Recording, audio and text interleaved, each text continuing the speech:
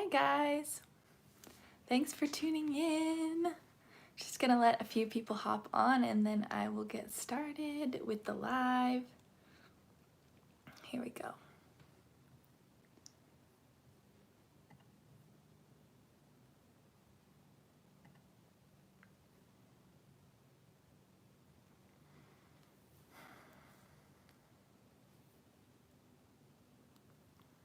Hello, thanks for joining. Hey Allison and Lee and Fairy.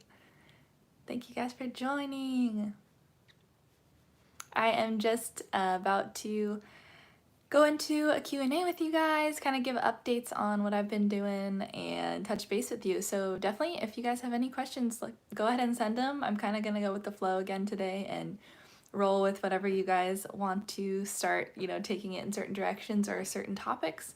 Go for it. I'm going to be streaming for probably about 30 minutes or so. So feel free to shoot in your questions. Shar, I'm so happy to hear that. That's awesome. It's a beautiful journey ahead. Oh, greetings from Germany. Very cool. Cowboy Swami is asking, please tell me what the mind is exactly. The mind is, as per Hinduism, considered to have, in some ways, no independent existence. It's actually layered onto the physical body, but it doesn't necessarily have a basis in reality. It's not a real identity. So we describe the mind as manas, right? That's the Sanskrit word for the mind. But the manas has multiple qualities to it. It has the ability to perceive, the ability to remember and recall, and the ability to analyze. And it is one, united force in nature, but it has these different, applications, so to speak. So it's basically considered like a utility value for our life in the physical. But other than that, the mind is something which we have to really keep in balance and keep in check and not over-identify with. I know that wasn't really a short explanation, but okay.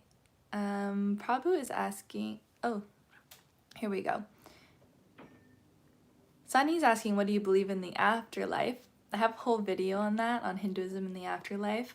I personally believe in that, in reincarnation and in the soul's, constant evolution and journey as it goes through birth and death cycles.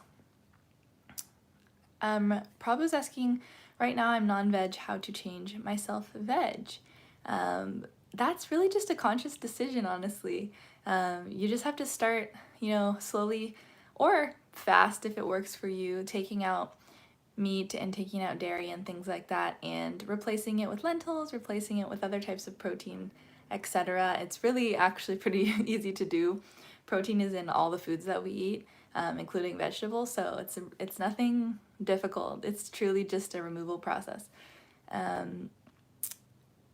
Okay.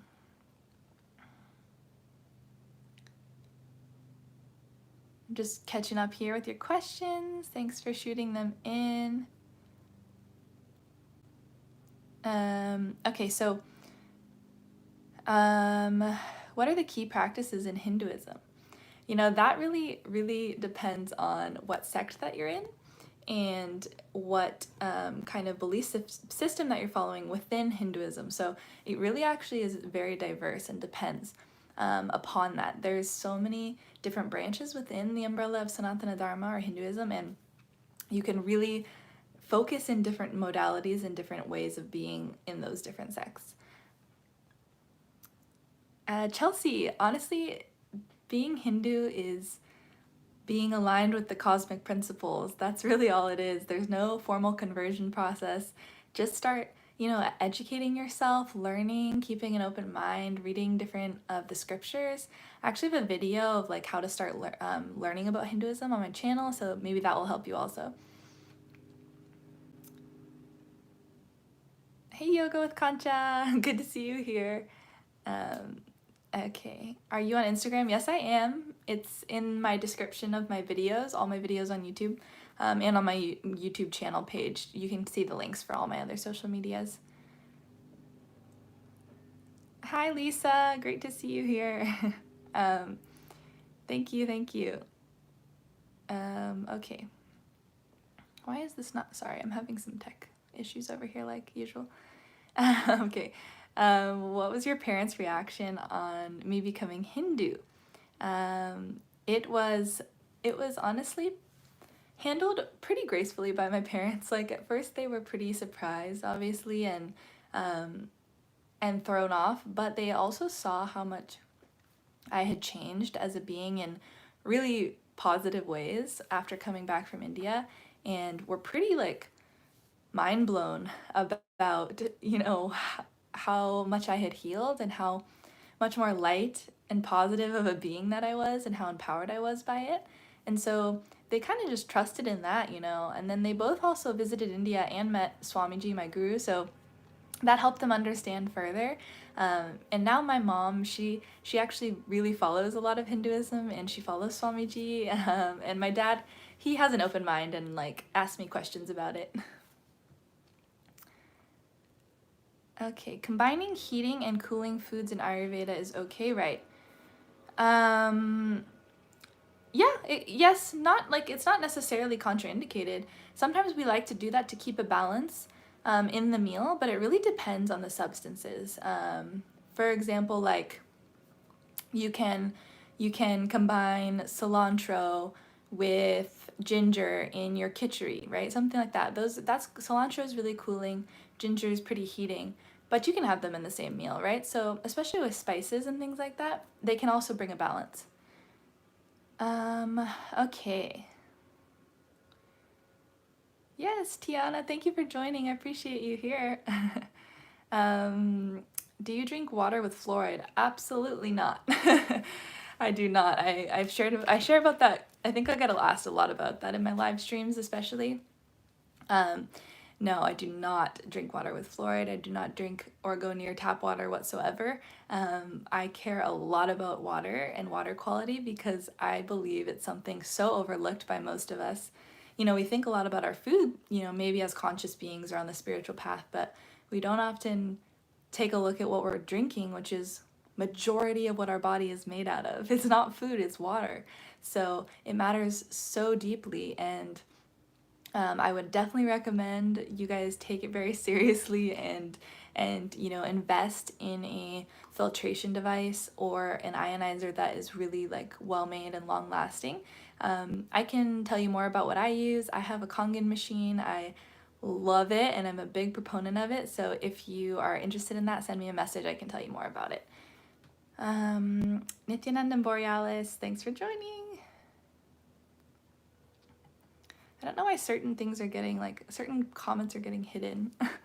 And it doesn't make sense. Scooter said, why this girl looks East European. I am Eastern European. That's probably why. So good eye there.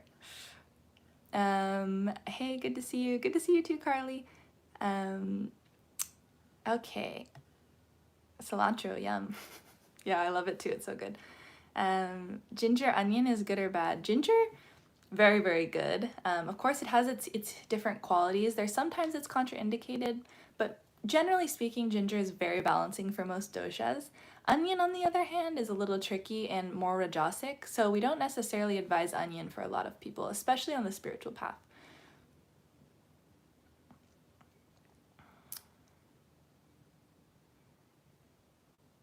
I'll try. I'll make another video with Veggie Bee. I'll tell her that you said that. Carly was saying, I feel so off spiritually, mentally, emotionally. Does this ever happen to you? How do you get back on track? Yeah, it definitely happens to me, Carly, like more often than you would maybe think. I definitely still experience like different ups and downs, or however you want to describe them, different kind of sensations, or I like to say like different doshas of the day, that I'm experiencing. Some days I feel more active and creative. Sometimes I feel more just really clear and productive. Sometimes I feel more heavy and slow, right? So it happens. It totally happens. I think for me, the process has been not judging that and not also coming to conclusions about it and just letting it be as it is and continuing whatever that I have to do, but also giving myself a lot of compassion and addressing it as I go through the day. So maybe on those days I feel that offness, I will make sure I spend extra time in my morning routine. You know, make sure that I did meditation, I'll make sure that I do my yoga, and that I take some time to journal that day, you know, and really touch base with myself. Okay. Joaquin, where can I learn more about specific teachings from you? I learned your pranayamas from YouTube, but I wish I could learn and ask more things like in your Q&As. Joaquin, yeah. So I also teach classes on something called The Portal. I have the link in my Instagram bio if you're interested. And my friend Savannah is running this portal with a lot of different teachers in different modalities. I teach Ayurveda there, so if you want that kind of information or one-on-one or questioning, you can join me there. Otherwise, I also do Clubhouse sessions every week on Tuesdays. On the new app Clubhouse that I do talks about Ayurveda there too. But otherwise, if you want like direct one-on-one personal things like that, you can contact me and we can do either a spiritual coaching session or a one-on-one consultation. And those are in my, the links are in my description also of my other videos. And you can, have more one-on-one approach there with all your questions and everything. Okay. Going back to the comment section here. Sorry, sometimes it like glitches and doesn't catch up very fast, guys. Oh, thank you, Abhishek. I appreciate that. Can you help? What helps in sleeping? Actually, I just did a class on this, Ayurveda for better sleep in the portal, so go check it out if you're interested in that. Okay, doing a stint of veggie, keto, low carb. Taste is too much. That's funny. Is there a book or website that breaks down Hinduism into simple terms? It's a good question, but I'd honestly say no, because it's not simple. And so it can be a little overwhelming in the beginning, I understand. Honestly, I think the best resource to kind of get a comfortable foundation is the Living Enlightenment book. You can download that PDF for free online. It's an amazing kind of introduction into just so many different multiple dimensions and cognitions about Hinduism. Also, you can read or go to the website Nithyanandam PDR Kailasa. There's a lot of awesome info there on just Hinduism and all the different branches and things like that. You can also start reading the Upanishads. It's a good start as well. And I'm trying to think what else. Himalayan Academy is a good source for translations too.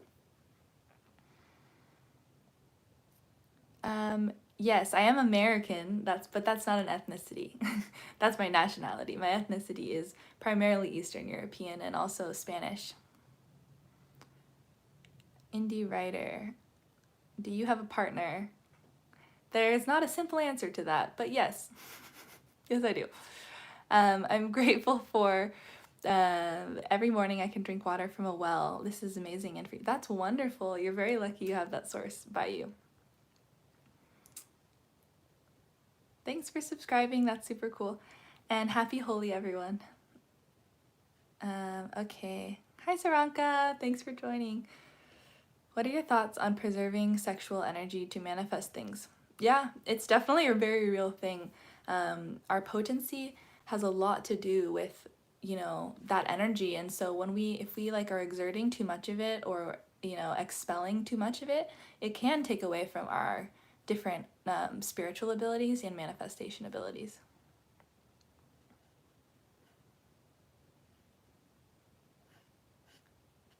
Okay. Zoran, if you could learn Ayurvedic pulse diagnosis. Yeah, I already do pulse diagnosis, but I have a lot more to learn. It's a very, very in-depth science, so there's a lot more to do. But I have had the introduction to it, so I do take my clients' pulse when I see them in person and read it that way.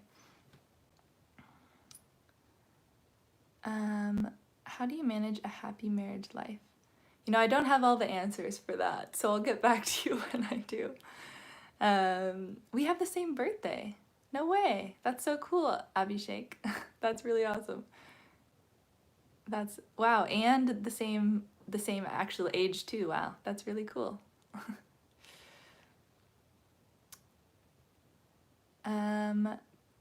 what was the question I missed? I saw Carly said such a good question, and I'm not sure what question it was, so let me know, guys. Sorry if I missed that one. I swear I was thinking about you for the last hour.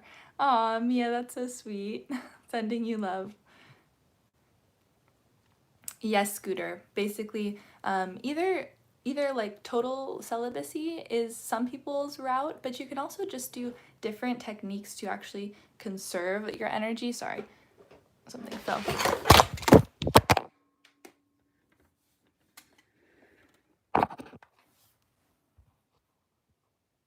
Oops. Hi, guys.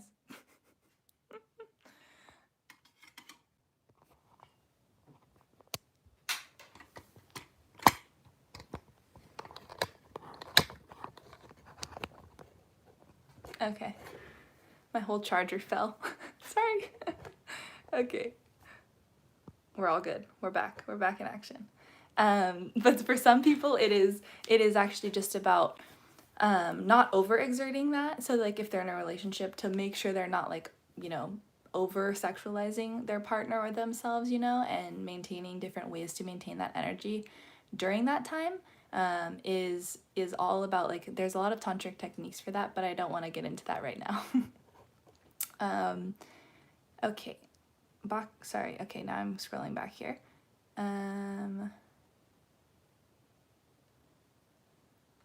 Borealis, what to do about coming mandatory vaccinations? I was wondering if somebody would bring this up. You know, to be honest, guys, I wish there was more that I could share on social media. Sadly, as a lot of you guys know, there's a lot of, you know, things you can't fully talk about, or you get taken down off of these kind of platforms, which is sad.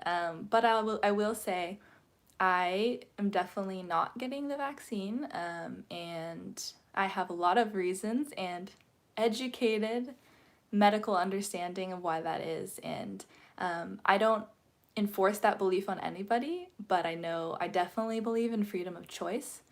So I see a major issue with this conversation and social pressure around violating people's bodies and trying to force choice on other people about what goes inside their body. I'm definitely very strongly against that in all forms of, whether it's food or water or, you know, medications. Like, I don't stand for that. So, you know, if it ends up getting to that point in the US, then I will not live here anymore, honestly. And I'll have to figure out a plan from there. Okay. Seasonal allergies. Actually, I'm going to be making a video about the seasons right now. I just did a Clubhouse last night about allergies during this time of the year and stuff. And I think I'm going to do a YouTube video on that in the future. Yes, I have had many outer body experiences. I have some videos on those too. I don't want to like share them because they're a little long here.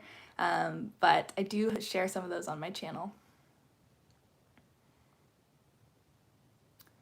Yeah, there are temples where I live. There's actually a few temples. There's a Hanuman temple here, a Baps Swaminarayan temple that's really beautiful near me, and then of course my temple, Swamiji's temple, Nithyanandam Vedic temple in Montclair. Yeah, I agree. Love from the universe. I totally agree. Okay. Urine therapy. Yes, I have. I don't know enough about it, to be honest, to like speak on that topic. I'm not educated on that urine therapy thing. Okay. Okay, if I'm missing any questions, you can always send them again, by the way. Sorry if I missed them. Oh, we just got 2 third eyes back to back. You guys were in oneness there. Basically, I would say, you know, the experience is really unique and different, to be honest, for each person. There's not one way you experience third eye. I think that's a big misconception. It's more about seeing things as they are. That's the best way I could describe it, is like seeing things as they are and seeing people as they are, seeing the space people maybe speak from or operate from very clearly, seeing the or feeling the energy of spaces very clearly, having an inner knowing about certain situations in the present, the past, or the future. Things like that are kind of how it, I would, if I had to describe it in an easy way, that's kind of the baseline, and then there's other experiences too, but I won't get into that right now. No, he's not on, my guru is not on the run. He had threats to his life in India. Very sad story. And I saw it myself in person, but he is safe in, his own sovereign territory right now. Good herbs for lung health. Good herbs for lung health.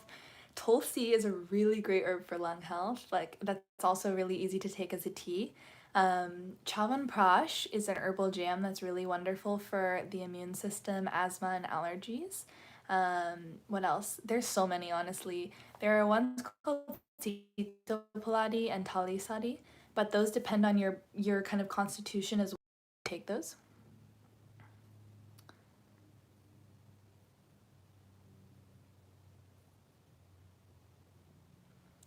In my opinion, you're saying what's the ultimate liberation? In my opinion, it's liberation from false identification. Number one, I think, is the first level. And then after that, merging into complete union with Source, with God, with Paramashiva. Yeah, Carly. I work with people one-on-one with things like that. That's kind of something we have to work on personally, and actually have counseling for. But there are a lot of solutions for it. Oh, I love Willow Smith's devotional album. I listen to it all the time. It's so beautiful. If you guys haven't heard it, definitely go listen to it after this.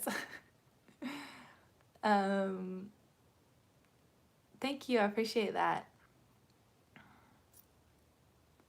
I know, Borealis, I've been telling Drita he needs to get back on YouTube and make videos because people miss him, and he does have such amazing perspective and content on a lot of different cool topics. So I will tell him again that you guys asked. Okay.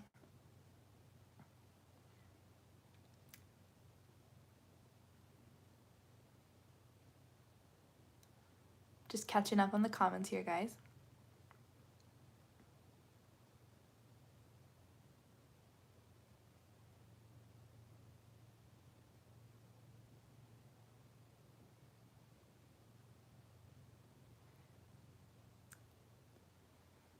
Which question, Samir? I'm not seeing your question. It's actually not showing up for me. Can you send it? I don't know why it's not showing up. I only just saw your question saying that it's that I'm ignoring it, but I didn't see your question. Indie writer, I do think the world is awakening and becoming more brainwashed at the same time. It's the polarity, it's the duality of what we're experiencing. Please send again if I missed it. Yeah. Okay, and then past life, those things I believe get revealed in their divine timing. So, connect to your spirit guides or the gods or goddesses you pray to. Ask them to reveal that to you and just kind of sit in meditation. And Mimamsha, do you live with your husband? How do you manage alone time? No, we actually have not been living together for a while now. And we'll share about that when the time is right, when we both feel like that's something we want to talk about publicly, but no, we're not living together right now. Oh, I'm getting a lot of questions now.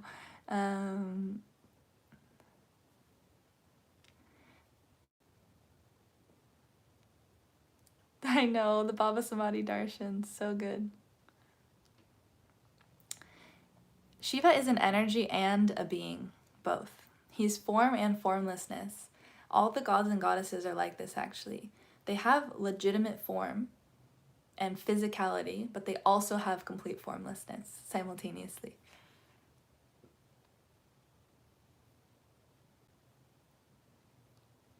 And no, I do not follow Sadhguru. I follow Swami Nithyananda Paramashivam.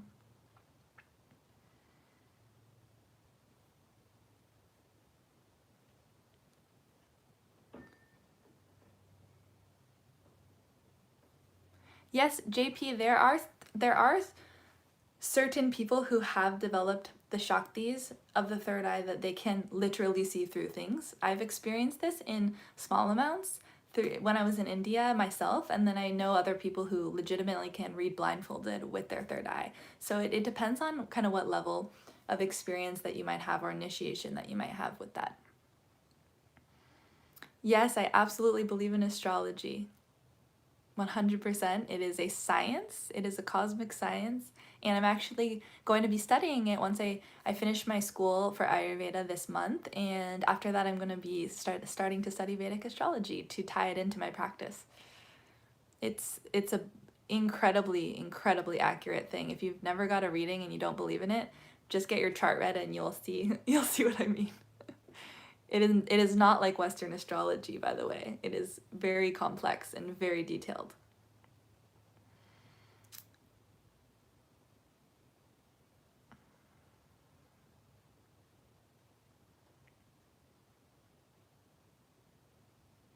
Okay, guys. Well, I'm getting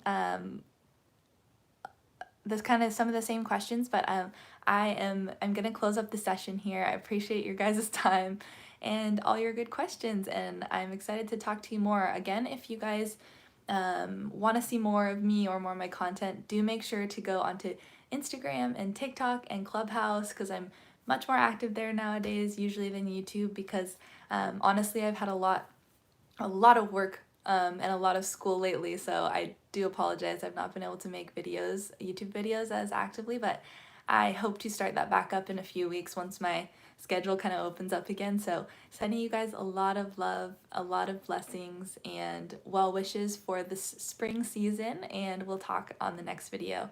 Nithyanandam, everyone.